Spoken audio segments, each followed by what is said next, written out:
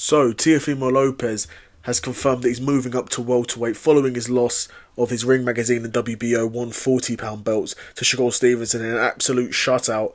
He's confirmed that he's keeping his father as his trainer and moving up to 147 now.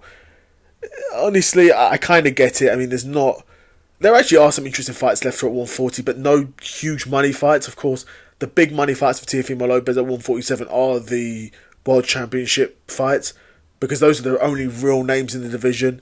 Even though some of these guys suck, Rolly sucks, Barrios sucks, Lewis Crocker's nothing special, he's beatable. Even though they're not the biggest of names, they're decent enough size names, and they've got world championships. And ultimately, in my opinion, these are winnable fights for Teofimo Lopez. And honestly, when you look at 147, there's winnable fights for basically any top-level guy that wants to enter that division. Anyone that's maybe small for 154, I could see Keith Thurman coming down to 147 and winning a world championship. I think he's probably too old to actually make 147 again, but if he wanted to, he could. Teofimo's moving up to 147. I mean, slowly that division actually is becoming a bit stronger, because you've got Teofimo there, you've got Conor Benn there, you've got Shakur talking about potentially moving up there. There's some interesting fights there.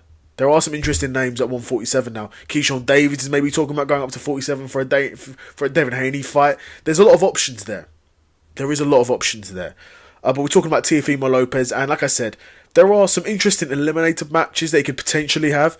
Maybe to someone like Paddy Donovan, Liam Parrow, the likes of those sorts of level of guys, and then winning those eliminators and then fighting for a world title, depending on what route you wanted to go down. But Teofimo's a big name still, even though he lost in a shutout to Shakur Stevenson. He's still a decent sized name, and he's still a halfway enough exciting fighter. He's really only one fight away from a world title fight, meaning winning an eliminator and then his next fight being for a world title. I don't think the way the division currently is set up that he walks into a world title fight. Just looking at the way, like I said, the guys have got fights lined up. We've got Barrios fighting Garcia. If Garcia wins that, then he's going to want the Devin Haney rematch, which locks up 2 world championships. Lewis Crocker hasn't got an opponent, but of course he's with the IBF, so he's got a £10 rehydration. And then Rolly Romero, I don't think he's got an opponent. Rolly sucks. So if Teofimo was able to win a WBA eliminator, he could be fighting Rolly Romero and would probably beat Rolly Romero as well. Would probably box rings around Rolly Romero, if I'm being honest. So there's definitely options there for Teofimo. I mean, to be fair, the £10 rehydration shouldn't really be a problem for Teofimo at 147. This guy started his career at 135. Started career at lightweight. So a £10 rehydration really shouldn't be a major problem for Teofimo. So maybe the Lewis Crocker fight is an option there. They could do that in Ireland. They could do that in Crocker's Bits.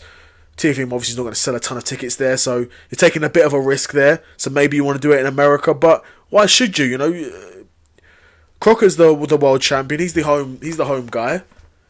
He's the undefeated world champion. Let him cook. Teofimo's the challenger. Not that big of a name as well. He's not like he's a Devin Haney or a Shakur Stevenson. He's not that big of a name, right?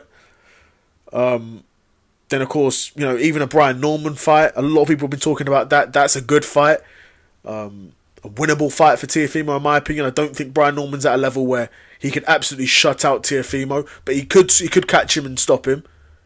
He could do that. I mean, and he could even win him over. He could even beat him over 12 rounds, if we're being honest. But you got to think, you're Brian Norman. You're getting dropped by Devin Haney. Teofimo could get you out of there, because Teofimo hits harder than Devin. Granted, I know styles make fights, and Devin doesn't normally sit down on his shots like that the way he did in that particular combo when he dropped Brian Norman Jr. But, do you know what I mean? You've got to look at these things. You've got to be looking at these things. But, yeah, I mean, Teofimo moving to welterweight makes sense. At 140, of course, he could have fought for another world title. He could have fought a likes of Hitchens or Gary Antoine Russell. But they're tough fights for him. Really, the only thing keeping up 140 would have been, for me, a Kambosos rematch. And maybe even a Kambosos trilogy if that's the route they want to go down. But clearly isn't the route Teofimo wants to go down. Clearly isn't the route that I imagine George Kambosos wants to go down. I mean, Kambosos is coming off a number of losses now, and Teofimo's coming off another loss. This wouldn't be the perfect time to have this fight.